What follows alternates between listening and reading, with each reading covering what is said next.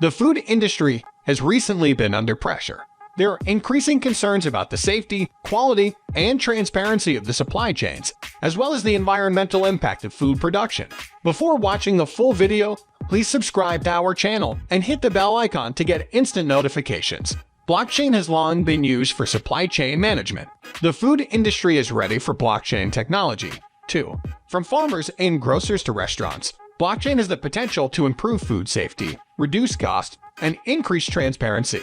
For many companies in the food industry, blockchain can be a game changer. It can help track the origins of every ingredient in your food from farm to table. It can also be used to create a transparent and secure record of transactions between the supplier and customer.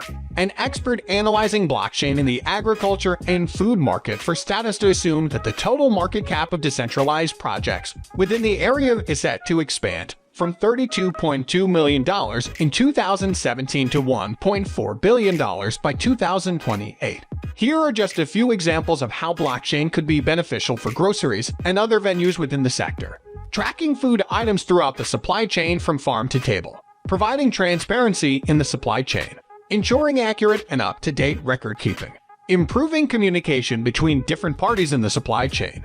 Reducing the risk of fraud and corruption. Improving food safety and quality. Protecting the environment. In the past, supply chain management has been a manual process that is prone to error.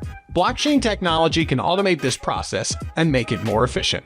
For example, blockchain could be used to track the movement of food items throughout the supply chain. This would allow for real-time tracking of food items and would help to reduce waste and improve efficiency. Thanks for watching. If you liked the video, please subscribe to our channel and press the bell icon to get instant notifications about crypto-related videos.